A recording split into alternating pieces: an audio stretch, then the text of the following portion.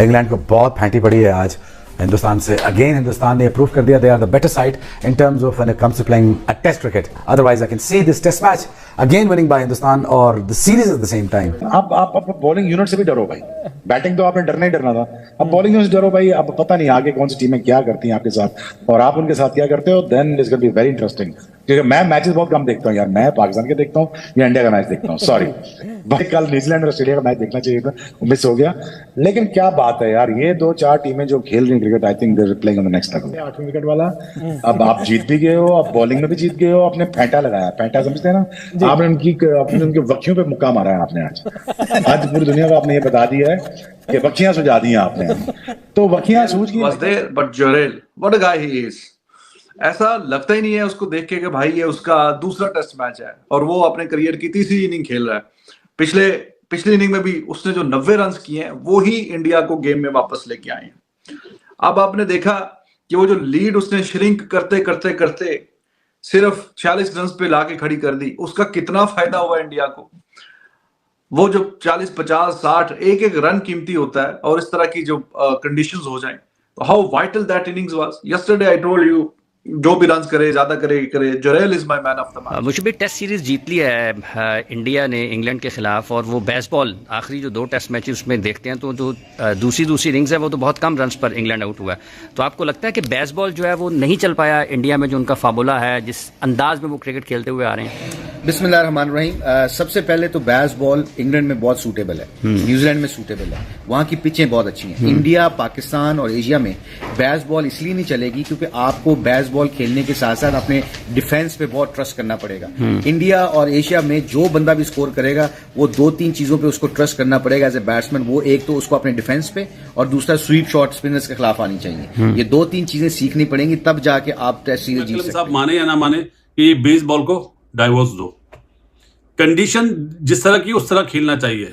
हमेशा हम यही बात करते हैं, सेशन टू सेशन खेलने वाले प्लेयर को आपने चेंज करा, आप देखें उससे रन नहीं हो रहे थे, वो दोबारा अपने स्टाइल पे आया, उसने परफॉर्म करा। मिसाल देता हूं, डकेट 100 करा है ना, 100 150 करा है। बेयरस्टो को देख लें, बेन स्टोक को देख लें, क्रोली को देख लें, 60, 70, 80, 90 करता है, लेकिन वो बेसबॉल की वजह से आउट हो जाता है। तो ये थोड़ा सा मैकलम को सोचना चाहिए। मिशन होम डोमिनेशन अकम्प्लिश्ड है भैया, अकम्प्लिश्ड है। चौथे ही मुकाबले में श्रृंखला को हमने कर लिया है अपने नाम, यानी कि आईडीएफसी फर्स्ट बैंक ट्रॉफी जो है वो जाएगी मुंबई, हमारे कैबिनेट में अच्छे से रहेगी। पर लेट्स बी ऑनेस्ट, बड़ी कंपेटिटिव सीरीज हुई है, 3-1 से हम आगे हो चुके हैं। और इस मुकाबले में तो आखिरी दिन तक एक्चुअली थोड़ी देर के लिए जान हलक में अटकी थी, पर फिर बहुत कुछ हुआ। कैसे हुआ, क्या हुआ, उस सब की करते हैं बात। और ध्रुव जुरेल, रोहित शर्मा, शुभमन गिल, अरे भाई इन सब की शान में थोड़े से पढ़ते हैं कसीदे। और baseball cricket as a set बहुत अच्छी बात है, अपनी क्रिकेट खेलते हैं, मगर the end of the day अगर देखा जाए तो ये इंग्लैंड और ऐसी पिचों पे खेला जा सकता है जहां पे बहुत ज्यादा स्पिन या स्विंग ना हो रहा हो। फ्लैट पिचें हो तो बेसबॉल चल जाएगी। But coming back to your question, I think India को पूरा क्रेडिट देना चाहिए। उन्होंने बहुत स्मार्ट और बड़ी मैथमेटिक क्रिकेट खेली है। मुझे भाई स्पिनर्स का किरदार, अश्विन बिलखुसूस आप किस तरह से देखते हैं? लीड कर रहे हैं उनकी अभी भी स्पिन बॉलिंग बैटरी को, 500 से ज़्यादा विकेट उन्होंने टेस्ट क्रिकेट में ले लिए हैं। फिर इस सीरीज़ में विराट कोहली भी नहीं थे, केएल राहुल भी खेल पाए हैं, और उसके साथ साथ बुमराह भी इस मैच में नहीं थे, फिर शामी भी नहीं थे। तो ये जो प्लेयर्स, नए प्लेयर्स आए हैं, जुरैल ने बड़ा अच्छा खेला, सरफराज भी खेले, फिर शुभमन गिल ने भी 100 किया। तो ये जो सीनियर प्लेयर्स की अदम मौजूदगी में भी सीरीज़ जीतना, ये किस हद तक आपके ख्याल में उनके लिए इत्मीनान बख्श है?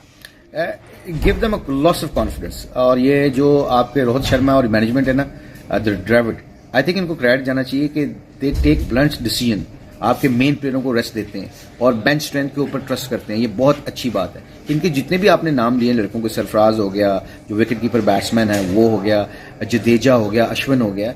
अश्विन को मुबारकबाद भी देनी चाहिए कि 500 विकेट लेना टेस्ट क्रिकेट में बहुत मुश्किल काम है, एंड ही डिजर्व। और बहुत प्रोफेशनल क्रिकेटर है, बहुत स्मार्ट क्रिकेटर है, अपनी बॉलिंग को बहुत अच्छे तरीके से जानते हैं, उसके साथ साथ उनको एडवांटेज है, बैटिंग बहुत अच्छी करते हैं। तो I think he deserve to get 500 wickets, because जब हार्ड वर्क करते हैं तो उसका रिजल्ट अल्लाह जरूर देता है आपको। Very very exciting to see the youngsters the way they are performing, especially this guy Jurel. जितनी भी तारीफ की जाए उतना ही कम है। ऐसा ही महसूस हो रहा है कि भाई इसका 50 टेस्ट मैचेस का एक्सपीरियंस है। जिस कमाल से, जिस महारत से, जिस कॉन्फिडेंस से इसने इस मैच में परफॉर्मेंस दिखाई है विद द बैट, लाजवाब है जी। उसकी एग्जांपल जिस मैच में इंडिया बिल्कुल डाउन आउट, दोनों इनिंग्सों में डाउन एंड आउट था। ऐसे ही। पहली इनिंग में भी बिल्कुल फारक था, 177 पे 7 आउट हो गए थे, और दूसरी इनिंग में भी 120 पे 3, 120 पे 4, 120 पे 5वीं विकेट भी गई, मतलब 3 आउट में 120 तक, चौथी और 5वीं भी गई। तो ये देखें, ये ना सिर्फ मैन ऑफ द मैच बना, बल्कि इसने साबित कर दिया कि आपके अंदर टैलेंट हो तो पतिदार या भरत नहीं, फिर वो जुरैल भी होते जो हैं। चेंजिंग करते हैं ना आप सीनियर प्लेयर को, और ऐसे लड़कों को लेके आते हैं, उस पर ट्रस्ट करते हैं, इससे बेंच स्ट्रेंथ पे जो भी लड़का बैठा होगा वो अपनी अपॉर्चुनिटी पॉजिटिव तरीके से सोच रहा होगा, टीम का सोच रहा होगा। सो आई थिंक इंडिया को क्रेडिट देना चाहिए, they played very smart cricket.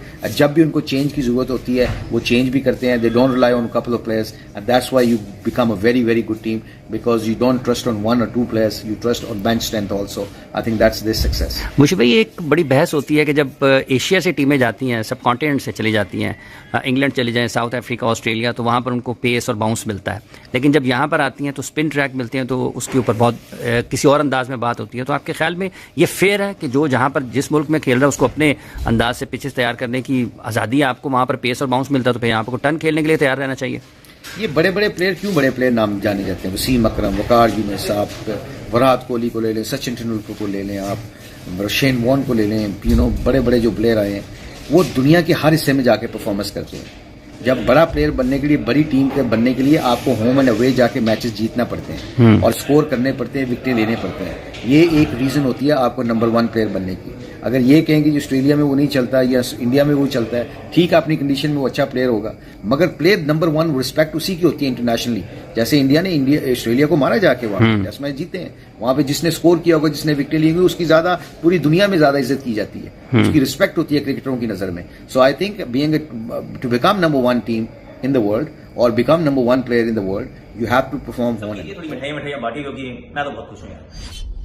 ऐसा वाला टेस्ट मैच जो इतना सीसॉ करता है, जिसके अंदर आप फर्स्ट इनिंग लीड कंसीड कर जाते हो, ऐसा लगता है कि अब तो यहां से आप नहीं जीत पाएंगे, पर वहां से आप निकल जाते हो। कई बार मौके आते हैं जहां पे आई मीन जेन्युइनली वो जान हलक में रहती है, पर you come out on top. I mean ये जो युवा भारतीय टीम है ना, एंड लेट्स बी फेयर, बहुत ज्यादा युवा भारतीय टीम है। इनफैक्ट आज हम एक स्टैट देख रहे थे, उसमें सच ये था कि चौथी इनिंग्स टेस्ट मैच में किसने बैटिंग की है, भाई बहुत लोगों ने नहीं की थी। उसके अंदर रजत पाटीदार भी थे, उसमें सरफराज भी थे, उसमें ध्रुव जुरेल भी थे, उसमें कुलदीप यादव भी थे, उसमें आकाशदीप भी थे। आई मीन शुभमन गिल के भी आंकड़े मतलब कोई ऐसे कोई खास नहीं, तो बहुत कम बार खेले हैं बेचारे।